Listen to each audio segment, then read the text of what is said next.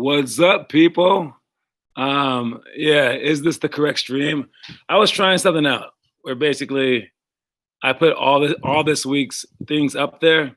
And I don't know if that's a good thing or a bad thing. So if that was bad, let me know. But since I'm designing all the thumbnails, I already know what the titles are going to be for throughout the week. So it might give you guys like kind of like a heads up.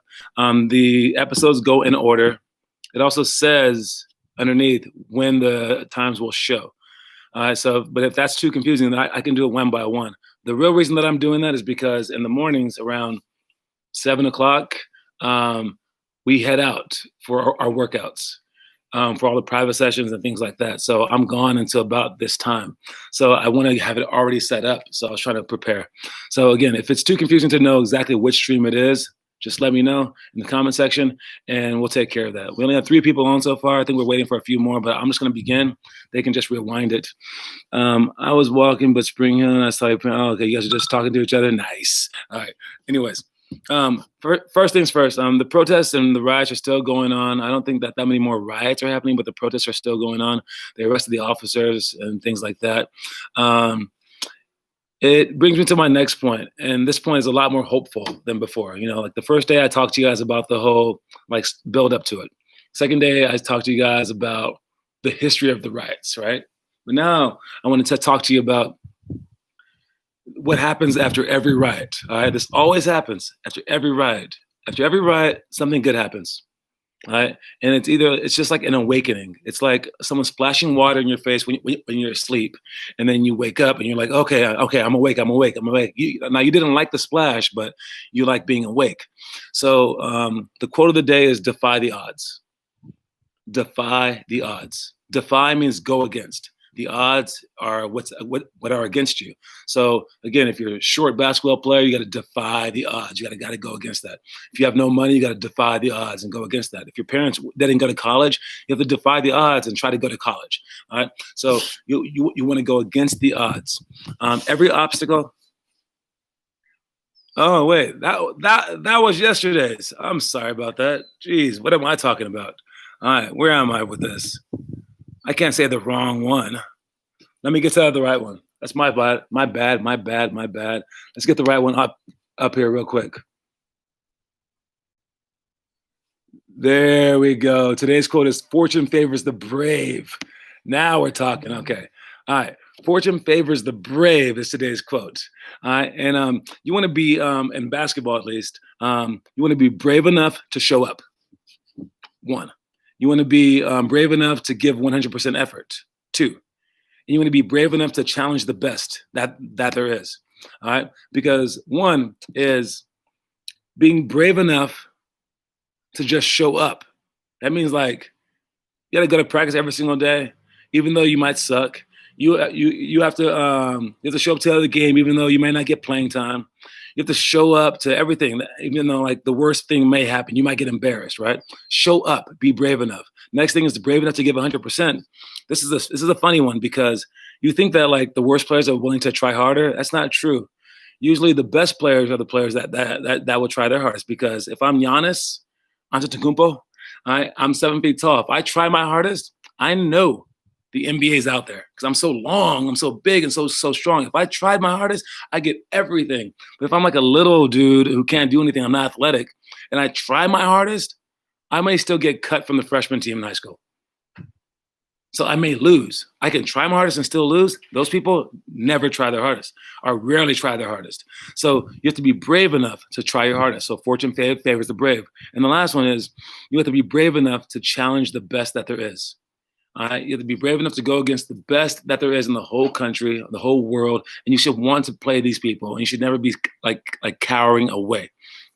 All right, so make sure that you guys do that. And in life, again, I titled this thing with Martin Luther King and said mountaintop. Right. The reason that I said that is because Martin Luther King gave this speech called the Mountaintop Speech, and it was his one of his last speeches that he ever gave. And in this speech, he talked about how he was on an airplane. And on that airplane, they had to clear the airplane because Martin Luther King was on board. And they had to check the airplane for bombs because he was having his life threatened every single day. So everywhere he went, he knew he was going to die. And yet he still kept going.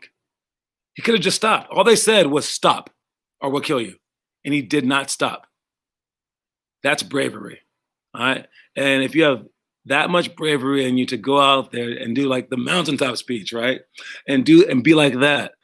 I mean, there is no more bravery in the world. All right. Let's start off with our elementary school drills. Our elementary school drill for the day. Again, from our book Limitless Hoops. You can buy them on limitlesshoops.com. Make sure that you're following along. You should have already read the quote of the day. Should have already read the drills that you're supposed to do. You should have already done the drills. Since we don't have a gym right now, you should be doing the actual drills. But the drill that I want to bring up is partner passing. For partner passing, it's two people that have a basketball. All right, I have a basketball. You have a basketball. And then I dribble, and I pass to you. As you dribble, pass to me. And then we go faster and faster and faster. All right. So it's a decent drill. But it's made into a great drill when one of you guys goes really fast and pushes the other person to go fast. And in life, we have to push ourselves to go faster. We have to push our partners to go faster. All right. And then the next dribble was dribble, cross pass, dribble, cross pass. And if you go with someone who's really, really good, they should be like, come on, faster. And that's when you get better. But what happens with us sometimes is one person's better than the other person, and they will still they'll just go slower for the other person. They won't push them at all. Or if someone pushes you too much, you just start dropping the ball, and then you're scared. You just have to push each other so that to make each other better, so that it's iron sharpens iron. Then the next one is dribble, cross pass, dribble, cross between the legs, behind the back pass. All right. Then you can go behind the back, wrap pass to each other. And basically this partner passing is a great way to make you guys get better at the same exact time. And again, you must push your teammates by example. And again, in life, what we're going to do is we have our Google Meet. And I want you guys to push each other by example on that one as well. I'm going to try to flip this camera around. And I'm going to show you guys some of the drills that we're going to do today. I'll show them to you one at a time. John, why did you make the other live stream? I thought that was for the one for today. Exactly. We talked about that earlier.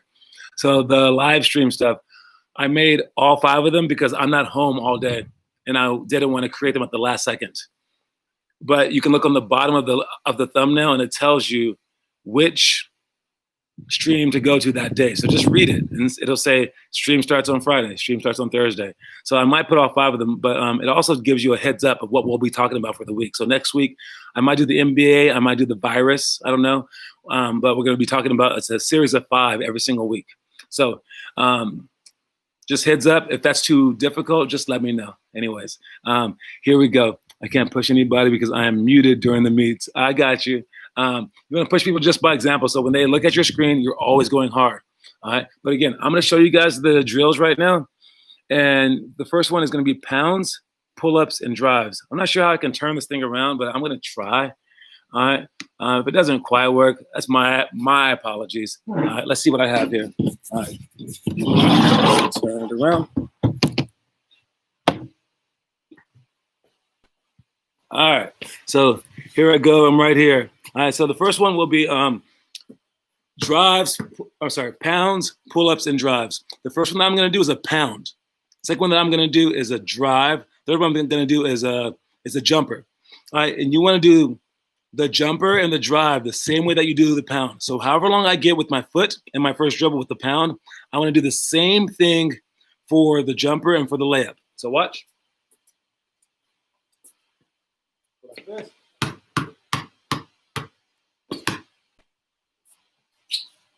Now, you saw how far I went with my foot and my dribble. You saw how low I was with my back.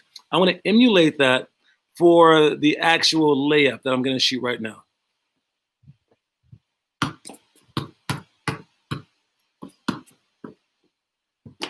Oh, I missed it. Oh, my God. But yeah. Don't miss layups. But yeah, so you want to make sure that you're low. For me, I'm so old. I got to get low. But for your jump shot, it should be the same exact thing. All right. Next one that I'll talk about is the fake behind the back to layup. All right. I think that there's 3 hard ones. All right. The fake to behind the back layup. All right. For this one, I'm gonna dribble. with the opposite foot stepping down. And then for the next step, because you're allowed for any layup, you're allowed a dribble step and then 2 more steps. But we're going to fake behind our back. So for the first step, it's a dribble step. Second step, it's fake behind the back step. Third step, I have the ball up and I pound it together. So it's like this. 1, 2, 3. Then I shoot. All right, if we go faster. 1, 2, 3. Oh, I missed again. Oh my God. But yeah. I think I'm thinking too much about this. But anyways, so it's 1, 2, 3. When we shoot that, know what you're doing. All right. And I can't keep missing layups. Whoa, my gosh. John missed a layup. All right. Anyways, I'll be dunking from now on. Sorry about that. All right. And then the last one is the crossover. All right. For the crossover, we're here. All right. Roll the ball like this. Step, go, and then cross. All right. We roll. Step. I'm still centered. All right. Make sure that you stay centered until you want to leave the center. You can't show them where you're going. My eyes are centered, everything's centered until I leave the center. Then as I go, I turn my body, I turn my eyes, and I lower the ball. So the ball will lower, and I will step forward. Then I step, and then I cross the ball, and I cross it with a big roll, a very, very low roll. All right.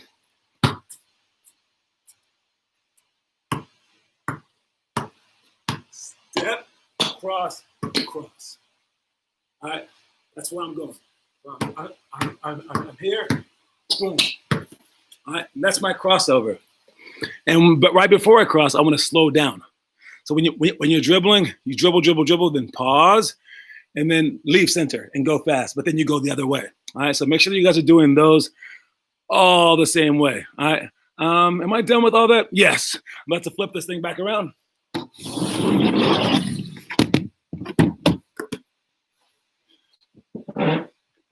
And that was that. It's also 99 degrees. All right, but who cares? All right. So those were the workouts. Hopefully, again, I mean, I got to be dunking from now on, period, guys. I can't be doing those missed layups again. Jeez Louise. Next one is our middle school drill. Talking about, oh, no, I'm sorry. Where am I? Middle school drill, elementary, partner passing, did that one. Oh, those are pounds and layups and the crossovers. Gotcha. All right, next one is our middle school drill, and it's box jumps. Again, there's 6 middle school drills that you guys could do, but one of them is box jumps. Luckily, I have no boxes, but box jumps are really, really hard. Start with 2 feet on the ground. You bend your legs, and then you jump up and land with 2 feet on top of a box.